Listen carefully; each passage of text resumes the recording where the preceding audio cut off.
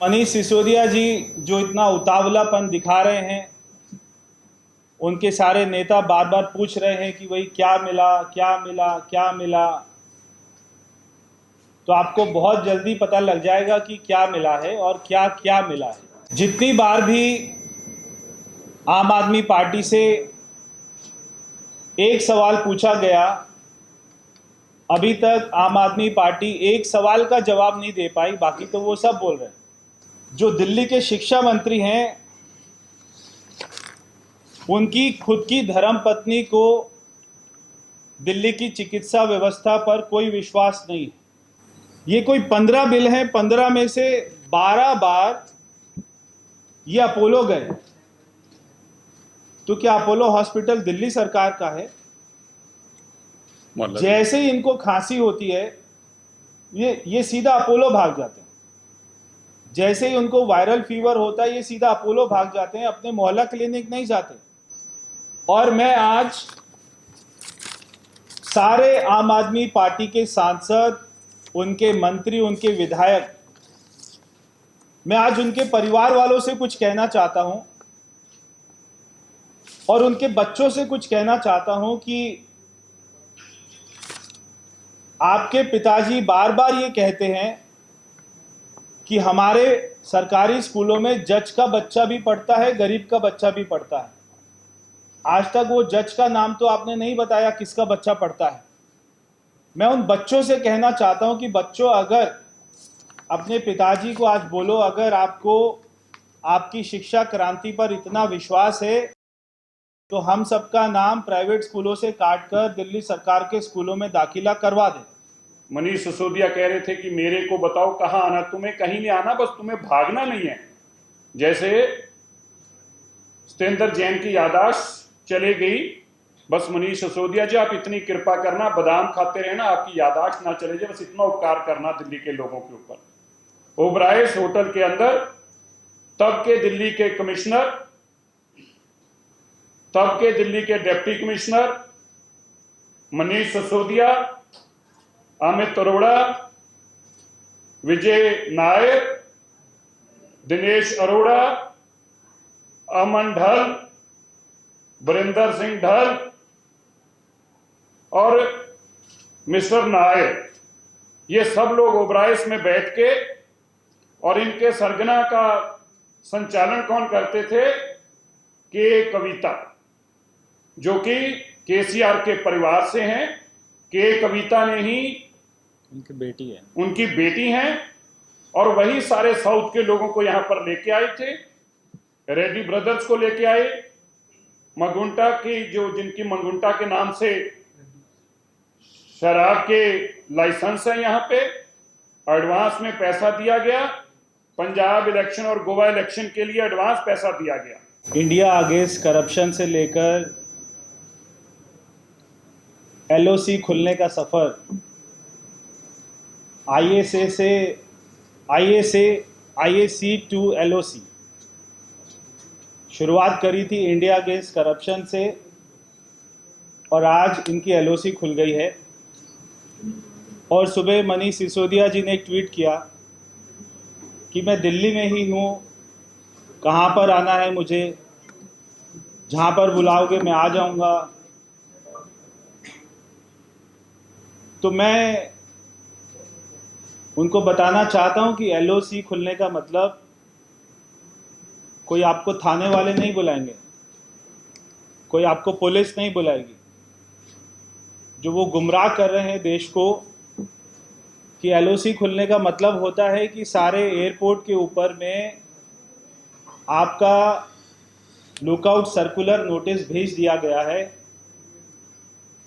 कि आप, जो आपके साथ में एफआईआर में 2 एक्यूज्ड हैं, एक है विजय नायर और एक है दिनेश अरोड़ा, जैसे ही सीबीआई जांच शुरू होती है, दोनों ही देश छोड़कर भाग जाते हैं। अब जो बाकी एक्यूज्ड हैं, वो भी कोई देश छोड़कर ना भाग जाए, इसलिए एलओसी जारी की गई। तो मनीष सिसोदिया जी जो इतना उतावलापन दिखा रहे हैं, उनके सारे नेता बार बार पूछ रहे हैं कि वही क्या मिला क्या मिला क्या मिला, तो आपको बहुत जल्दी पता लग जाएगा कि क्या मिला है और क्या क्या मिला है। जितनी बार भी आम आदमी पार्टी से एक सवाल पूछा गया, अभी तक आम आदमी पार्टी एक सवाल का जवाब नहीं दे पाई, बाकी तो वो सब बोल रहे हैं कि आपने 2% से 12% कमीशन क्यों किया। जब भी उनसे ये सवाल पूछा जाता है तो वो बोलते हैं हमारा न्यूयॉर्क टाइम्स में लेख छप गया है, तो हमको लाइसेंस मिल गया है करप्शन करने का। मैं आज दोबारा ये सवाल पूछता हूं कि आपने 2% से 12% कमीशन क्यों किया, केवल इस बात का जवाब दे दें। और जो L1 लाइसेंस होल्डर थे उन सबको मनीष सिसोदिया ने अपनी कलम से लाइसेंस दिया, प्राइवेट लोगों को लाइसेंस दिया। मैं आज फिर से कहना चाहता हूं मीडिया के सामने कि ये 1 करोड़ 2 करोड़ का मामला नहीं है, ये सैकड़ों करोड़ का मामला है। जब हम इनसे 2 से 12% का सवाल पूछते हैं तो ये बोलते हैं हमने बहुत शिक्षा में क्रांति ले आए हैं और हम चिकित्सा में क्रांति ले आए हैं। आज इनकी चिकित्सा की क्रांति के कुछ सबूत वो हमने ट्वीट किए थे कि जो दिल्ली के शिक्षा मंत्री हैं उनकी खुद की धर्मपत्नी को दिल्ली की चिकित्सा व्यवस्था पर कोई विश्वास नहीं है। ये एक बिल की कॉपी है। ये बिल मनीष सिसोदिया और श्रीमती मनीष सिसोदिया, ये दोनों के दोनों 2014 से लेकर 2021 तक के ये बिल हैं। 22,61,000 रुपया, 22,61,120 रुपया ये टैक्स पेयर का अपने इलाज पर खर्च कर चुके हैं। और कौन कौन से हॉस्पिटल में इन्होंने इलाज कराया? मैक्स हॉस्पिटल में, अपोलो हॉस्पिटल में। तो ये कोई 15 बिल हैं, 15 में से 12 बार ये अपोलो गए। तो क्या अपोलो हॉस्पिटल दिल्ली सरकार का है? जैसे ही इनको खांसी होती है ये सीधा अपोलो भाग जाते हैं। जैसे ही उनको वायरल फीवर होता है ये सीधा अपोलो भाग जाते हैं, अपने मोहल्ला क्लिनिक नहीं जाते, ये दिल्ली सरकार के सरकारी अस्पताल नहीं जाते। ये बिल है 22,61,000 रुपया। मैं इनसे पूछना चाहता हूं, और कल भी मैंने कहा था और मैं आज सारे आम आदमी पार्टी के सांसद, उनके मंत्री, उनके विधायक, मैं आज उनके परिवार वालों से कुछ कहना चाहता हूं और उनके बच्चों से कुछ कहना चाहता हूं कि आपके पिताजी बार बार ये कहते हैं कि हमारे सरकारी स्कूलों में जज का बच्चा भी पढ़ता है, गरीब का बच्चा भी पढ़ता है। आज तक वो जज का नाम तो आपने नहीं बताया किसका बच्चा पढ़ता है। मैं उन बच्चों से कहना चाहता हूं कि बच्चों, अगर अपने पिताजी को आज बोलो, अगर आपको आपकी शिक्षा क्रांति पर इतना विश्वास है तो हम सबका नाम प्राइवेट स्कूलों से काटकर दिल्ली सरकार के स्कूलों में दाखिला करवा दें। वो अपने बच्चों को नहीं भेजते हैं, खुद का इलाज अपने सरकारी अस्पतालों में नहीं कराते हैं, अपनी धर्मपत्नी को उनकी धर्मपत्नी को विश्वास नहीं है कि जब उनकी धर्मपत्नी कहती है मनीष सिसोदिया जी से कि मेरी तबीयत खराब है, आपने चिकित्सा में इतने अच्छे अच्छे वर्ल्ड क्लास हॉस्पिटल बनाए हैं, मेरा एडमिशन वहां करा दीजिए, तो मनीष सिसोदिया कहते हैं नहीं, आप सीधा अपोलो जाइए। तो अपोलो में इलाज होता है। इसके अलावा मैं आपको एक आज बहुत बड़ी जानकारी देने वाला हूं। वो बड़ी जानकारी ये है कि मैंने आपको पहले बताया था कि ये जो डील हुई थी, ये जो पॉलिसी बनी थी, ये दिल्ली के ओबराय होटल में एक स्वीट बुक था। 6 महीने लगातार वो स्वीट बुक रहा। वहां पर दिल्ली के excise officer, excise commissioner, Delhi के उप मुख्यमंत्री,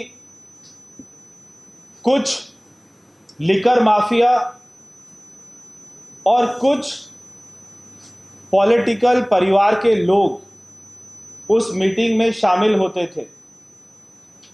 वो पॉलिटिकल परिवार है जो तेलंगाना के मुख्यमंत्री हैं केसीआर,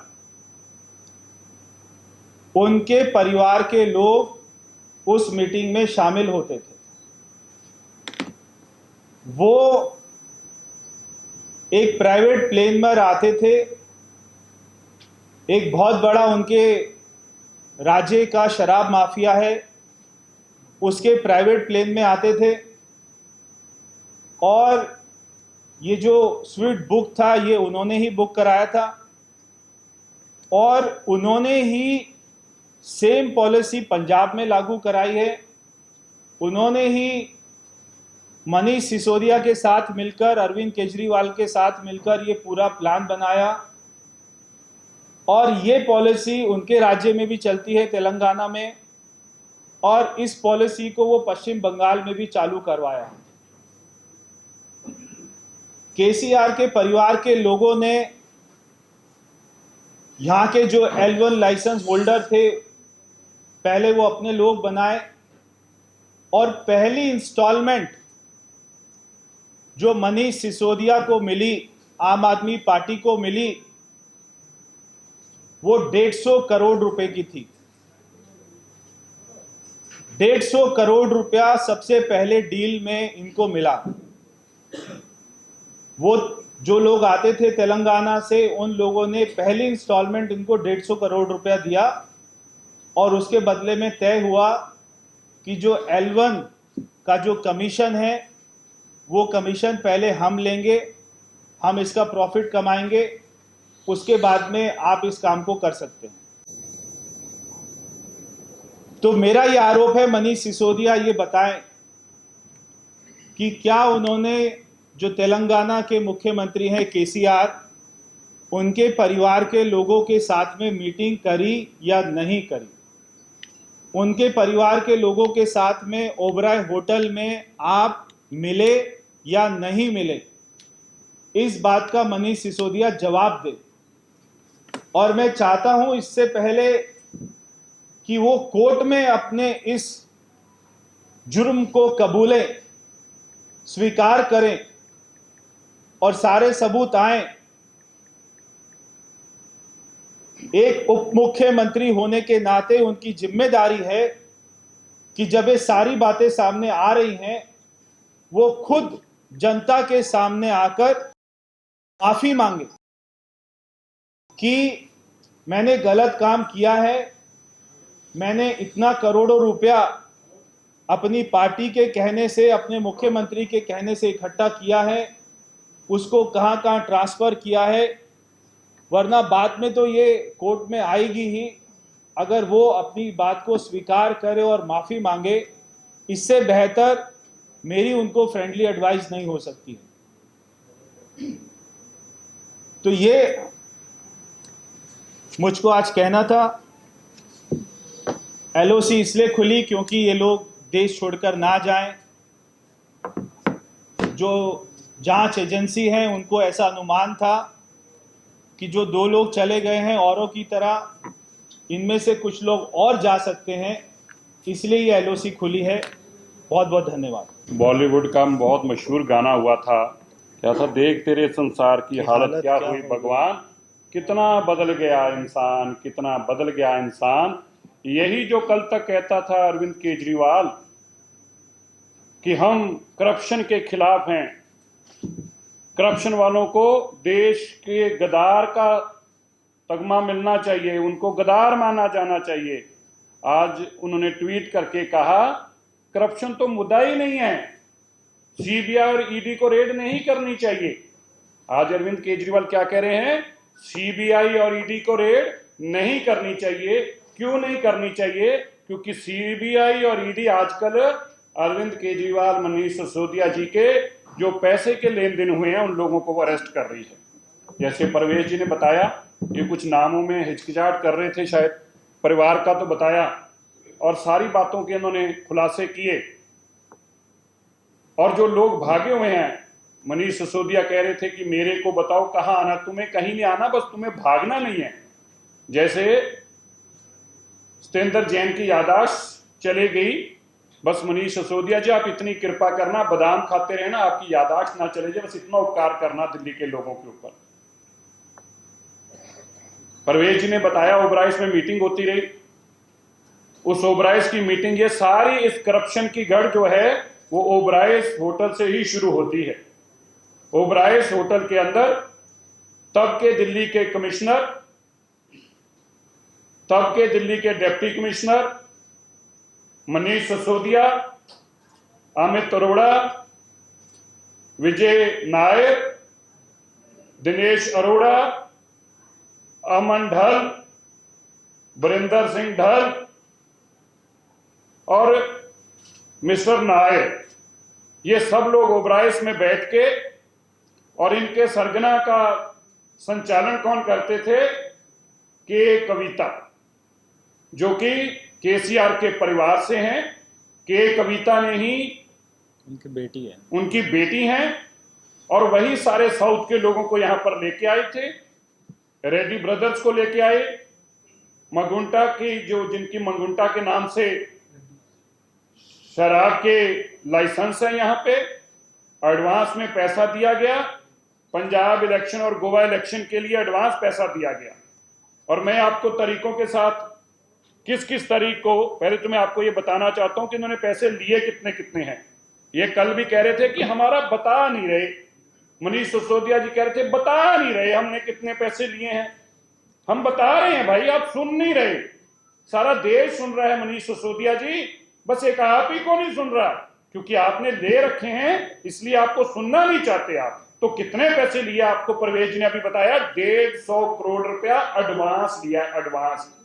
इसके बाद कितने कितने पैसे लिए आप सुनकर हैरान होंगे। अमन ढल ने, जिसकी ब्रिंडको की शराब की फैक्ट्री है, जिसकी ब्रिंडको की होलसेल का काम है, जो 2% पे काम करता था, उसको अरविंद केजरीवाल जी ने अपनी कलम साइन करके, अरविंद केजरीवाल जी ने कलम साइन करके 12% उसकी कमीशन बढ़ा दी, 2% से 12%। और आप याद रखें मेरे मित्रों, मैं आपको बताना चाहता हूं, मीडिया के बंधुओं को, ये जो 2% से 12% का धंधा किया है, ये कोई ऑप्शन नहीं हुई, ये कोई पर्ची लॉटरी नहीं निकली, इनको सीधा लाइसेंस अरविंद केजरीवाल जी ने दिया है, इनके ऊपर कोई ऑप्शन भी नहीं कराई। ये दिल्ली में याद रहना चाहिए कि दिल्ली में जो सबसे बड़ा घोटाला, इसमें ऑप्शन नहीं हुई। लोगों को बोलते हमने ऑप्शन कराई है, होलसेल की इन्होंने ऑप्शन नहीं कराई, बकायदा इन्होंने खुद सिलेक्ट करके जिसको काम देना था दिया। और किसको दिया? ब्रिंडको को दिया, अमन ढल को दिया। अमन ढल कोई इतना प्यारा है अरविंद केजरीवाल जी और मनीष सिसोदिया जी को, कितना प्यारा है कि खाली दिल्ली में नहीं, अब पंजाब में भी इसी के पास काम है। याद रखिएगा, अमन ढल के पास पंजाब का भी काम है। और अभी पूछते थे कहां कहां कितने कितने पैसे दिए, तो जिन लोगों ने सीबीआई को जाकर बताया, जिसने 2.5 करोड़ दिया उसने भी अपना बयान दर्ज कराया है, जिसने 3 करोड़ दिया उसने भी अपना बयान दर्ज कराया है। और खाली एक ब्रिंडको कंपनी अमन ढल ने 50 करोड़ रुपया दिया और 18 करोड़ रुपए का एक सिंगल क्रेडिट नोट काटा। इसको नोट करिएगा, 18 करोड़ का सिंगल क्रेडिट नोट काटा अमन ढल ने, जो मनीष सिसोदिया के पास कैश गया। और आप हैरान हो जाएंगे, जिसको क्रेडिट नोट काटा अमन ढल की कंपनी ब्रिंडको ने, उसको शराब भी नहीं बेची थी, शराब भी नहीं बेची, फिर भी 18 करोड़ का क्रेडिट नोट। रिश्वत के पैसे क्रेडिट नोट के माध्यम से आते थे। और ये पैसे की तरीकों के साथ मैं बताना चाहता हूं। 3 करोड़ रुपया अप्रैल के महीने में एनवी डिस्टिलर्स अशोक जैन से 3 करोड़ रुपया लिया अमन ढल ने लेकर, और अर्जुन पांडे के माध्यम से यह पैसा ट्रांसफर हुआ। अशोक जैन ने 3 करोड़ रुपया एनवी डिस्टिलर्स ने दिया। इसी तरह ऋषि बाली ने पहले हफ्ते में 3 करोड़ रुपया दिया, वो भी अमन ढंग के थ्रू दिया गया। इसी तरीके 4.5 करोड़ रुपया जो पंजाब में फैक्ट्री थी ब्रॉसन्स की, चड्डा फैमिली की, उन्होंने 4.5 करोड़ रुपया के कविता जो कि केसीआर की बेटी है, उसके माध्यम से अपनी फैक्ट्री जो सील कर दी गई थी पंजाब में, उसको खुलवाने के लिए 4.5 करोड़ रुपया दिल्ली में आए कविता, और दिल्ली में वो पैसे का लेन देन हुआ। उसके बाद फैक्ट्री डीसील की गई, 3 करोड़ रुपया कैश और 1.5 करोड़ रुपया क्रेडिट नोट के माध्यम से दिया गया। बाद में वो क्रेडिट नोट कैंसिल किया गया, उसके अगेंस्ट भी कैश दिया गया। कुल 4.5 करोड़ रुपया दिया गया और वो पैसा कविता के माध्यम से दिया गया और मनीष सिसोदिया ने लेकर पंजाब की वो शराब की फैक्ट्री को डीसील कराया। मनीष सिसोदिया जी के दिनेश जी के साथ क्या रिश्ते हैं, ये मीडिया के बंधुओं ने उनसे पूछा भी था कल, लेकिन मनीष जी ने जवाब नहीं दिया। तो मैं मनीष जी से पूछना चाहता हूं, मनीष जी, दिल्ली के लोग आपसे सवाल कर रहे हैं, आप बार बार कहते हो शिक्षा की बात करते हो, आप हेल्थ सर्विसेज की, लेकिन आप एक्साइज की चोरी पे क्यों भागते हो? हमारे बड़े स्पष्ट से सवाल हैं। मुझे उम्मीद है कि आप अब जरूर जवाब देंगे और मीडिया बंधुओं से मैं जरूर कहूंगा, भाई आप उनका भाषण सुनने मत जाया करो, उनसे सवाल पूछा करो। और सवाल हम आपको दे दिए देते हैं, क्या क्या सवाल है। 150 करोड़ रुपया बिड जिसकी थी, 150 करोड़ रुपया अमित अरोड़ा जिसकी कंपनी है यूनिक बिज की 150 करोड़ की एयरपोर्ट की बिड थी, जिसकी 250 करोड़ की बिड थी, उसको काम नहीं मिला क्योंकि अमित अरोड़ा नजदीकी है मनीष सिसोदिया जी का। तो 150 करोड़ वाले को एयरपोर्ट का काम मिला, 250 करोड़ जिसकी बिड थी उसको एयरपोर्ट का काम क्यों नहीं दिया? मनीष सिसोदिया जी इसका जवाब दीजिए।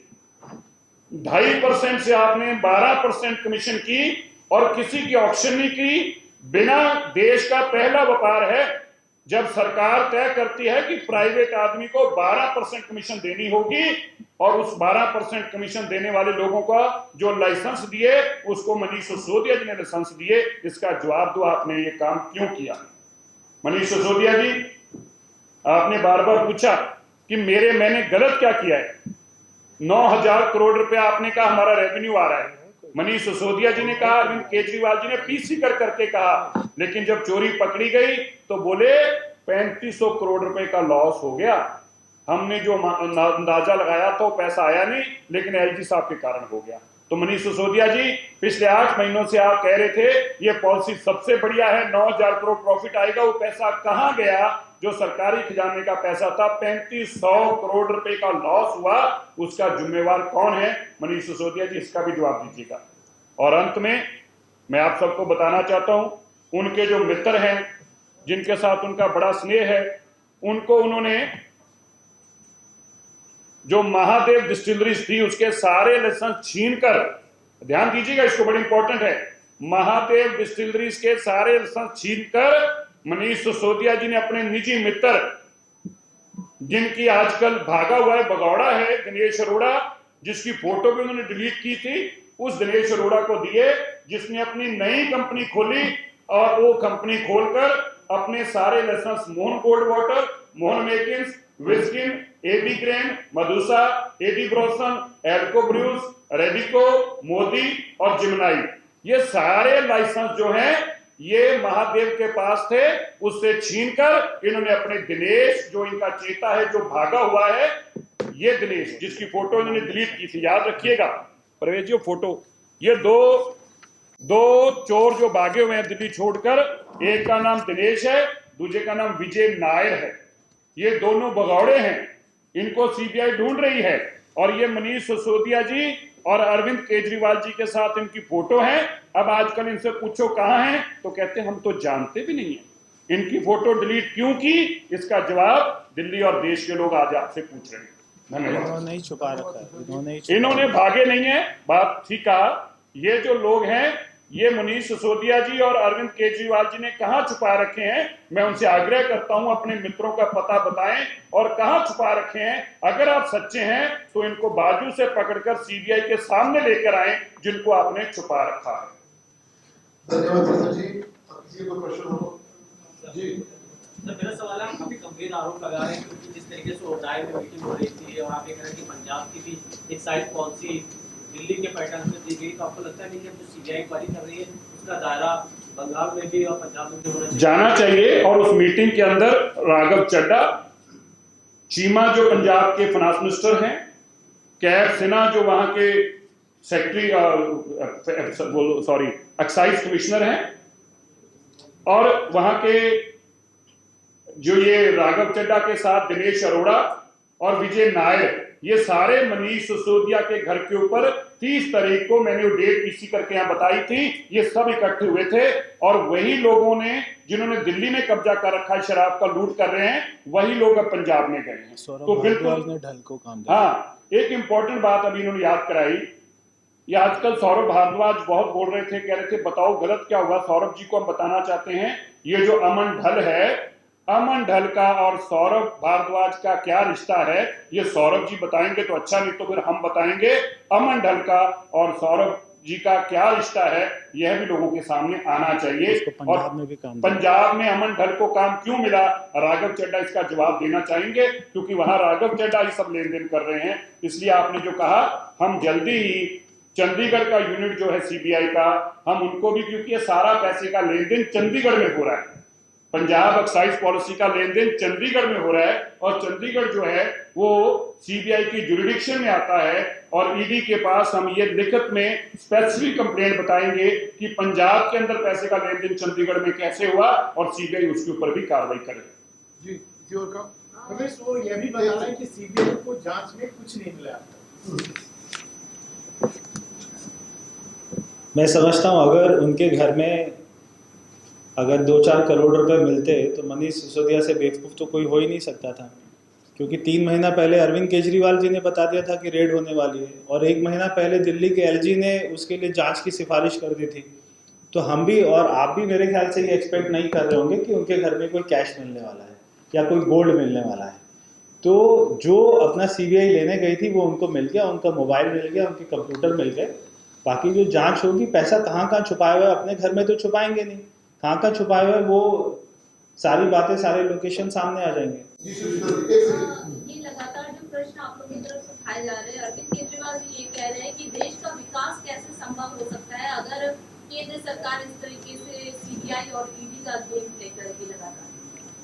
मैं अरविंद केजरीवाल से कहना चाहता हूँ कि पहले दिल्ली के लोगों को टैंकर से पानी मत दे, दिल्ली के लोगों को साफ पानी दे पीने के लिए, दिल्ली की कॉलोनियों में सड़कें बनवाए, दिल्ली के बुजुर्गों को पेंशन दे, जो गुजरात में स्कीम की गारंटी करके आए हैं, दिल्ली में भी बेरोजगारी भत्ता दें, दिल्ली में भी महिलाओं को 1000 रुपये महीना दें। ये सारे काम दिल्ली में तो करें पहले, उसके बाद में देश की चिंता करें। ये जो तेलंगाना से आपने जो पूरी एक्साइज पॉलिसी के तार जोड़े हैं, थोड़ा इसमें प्रकाश डालिए कि ये कैसे डील हुई, और कैसे आप बता रहे हैं कि तेलंगाना के सीएम के रिश्तेदार भी इसमें मिले हुए हैं, तो क्या उनकी इन्वॉल्वमेंट थी, क्या उनका नाम भी एफआईआर में है या नहीं है? देखिए, अभी तो उन लोगों के खिलाफ में एफआईआर हुई है जो सारे लोग डायरेक्ट इसमें इन्वॉल्व थे, जो इसके बाद में इनडायरेक्टली इन्वॉल्व थे उसके बाद में अभी जो तार जुड़ेंगे, सारी बातें आएंगी सामने, जितने लोगों को सीबीआई बुलाएगी, वो जितने अपने स्टेटमेंट देंगे, उनसे जो तार जुड़ेंगे उसके बाद में उन लोगों के यहाँ पे भी कार्रवाई होगी।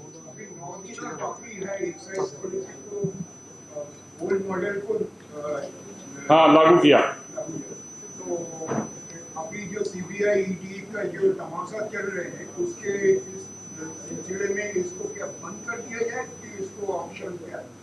नहीं, देखिए, एक तो कोई तमाशा नहीं चल रहा, ये जांच चल रही है, और कोई हमारे जेब से पैसा गया हो, आपके जेब से नहीं गया हो, ऐसा नहीं है। आपके जेब से भी पैसा जा रहा है, यहाँ पे जितने लोग बैठे हैं इनके जेब से भी जा रहा है, और हमारी जेब से भी जा रहा है कि हम जो लोग टैक्स दे रहे हैं उसके सैकड़ों करोड़ रुपए के ये लोग उसकी बर्बादी कर रहे हैं, उसका घोटाला कर रहे हैं। तो कोई तमाशा नहीं चल रहा, जांच चल रही है। तो वो जो साउथ से लोगों को लेके आए थे शराब के काम करने के लिए, वो के कविता लेके आए थे, एक बात। दूसरी बात, आपने कहा कि वो डिजिटल, तो बिल्कुल इसीलिए तो कह रहे हैं हम, तो मनीष सिसोदिया जी से इसीलिए पूछ रहे हैं वो जवाब दें हाँ या ना में, क्या वो मीटिंगों में गए या नहीं गए, क्या उनकी इस रेस्टोरेंट में कविता से मुलाकातें हुई या नहीं हुई। और आपने कहा मैं तो आपको कमरा नंबर भी बता देंगे, हम कोई ऐसा है हम आपके मीडिया के बंदों को बताना चाहते हैं, ये सब किश्तों में कर रहे हैं। ऐसा नहीं है। किस आदमी ने, आपको बिल्कुल क्लियर वर्ड्स में बता दें, किस आदमी ने पैसे उठाए, किस घर में छोड़े, वहां से किसने कलेक्ट किए, किसने फोन करके कहा कि यहां से 2.5 करोड़ उठा लो, किस आदमी के माध्यम से पहुंचाए गए, हर आदमी का नाम, पता और उसका मोबाइल नंबर हमारे पास है। हम जो कुछ बोल रहे हैं बड़े तथ्यों के साथ बोल रहे हैं, और अगर हम गलत बोल रहे हैं तो उनको बहुत जवाब दें हम गलत बोल रहे हैं। इसलिए ओबराइज के अंदर मीटिंग हुई इसकी भी जानकारी है, किस स्वीट में मीटिंग हुई इसकी भी जानकारी है, वो किसके नाम से बुक था इसकी भी जानकारी है। और खाली दिल्ली की तो दिल्ली में हुई, चंडीगढ़ के हयात के अंदर मीटिंगें भी हुई स्वीट के अंदर, उसकी भी जानकारी। तो बीच कांग्रेस तो इतने दिन से शोर मचा रही थी, अगर उनके पास एविडेंस है तो जाके दें, हमने कब मना किया। तो सीबीआई का काम तो करप्शन को रोकना ही है ना, सीबीआई का काम तो करप्शन को रोकना ही है, तो उनके पास एविडेंस है तो जाकर दें। हाँ, लेकिन मैं आपको बता देता हूं, हम बहुत जल्दी उस आदमी का नाम आपको देंगे जो इस डील के अंदर कांग्रेस का बड़ा लीडर है, हम उसका नाम दे देंगे। लेकिन आप इसलिए नहीं दे रहे क्योंकि आज मसला आम आदमी पार्टी को नहीं रहने देते। देखिए, सारी जानकारी सीबीआई के पास है, सारे सबूत सीबीआई के पास हैं, सारे गवाह उनके पास में जा चुके हैं, वो सारे बयान दे चुके हैं। तो हमसे ज़्यादा तो जानकारी अपना जाहिर बात है कि सीबीआई के पास होगी। हमें जितनी जानकारी मिल रही वो हम आपके सामने रख रहे हैं। नहीं, देखिए, मैं पंजाब के मुख्यमंत्री के बारे में नहीं कर सकता पुष्टि, क्योंकि मेरी जानकारी में नहीं है। मेरे को शराब घोटाले के बारे में जानकारी है, कब का और किस किस तरीके को मीटिंग हुई इसकी हमें जानकारी है। अभी तो ये ट्रेलर है जो हो रहा है, अभी पूरी पिक्चर बाकी है मेरे दोस्त, अभी आप चिंता नहीं करिए। राम किंकर, एक बात मैं कह दूं, जिन्होंने राम किंकर जी ने पूछी है, हम बहुत सारी चीजें सीबीआई को दे चुके हैं, सारे एविडेंस दिया है, और बहुत सारे एविडेंस रोज निकल के आता है। और मैं आपको बताऊं, आपके टीवी चैनल के माध्यम से लोग सुनते हैं, उसके बाद हमें मैसेज करते हैं, चिट्ठियां लिखकर भेज रहे हैं, मेल भेज रहे हैं, हम यहाँ थे इस वक्त, ऐसे पैसे का लेन देन हुआ। तो बहुत सारे लोग आ रहे हैं, वो सारा एविडेंस जो है सीबीआई तक पहुंचा रहे हैं।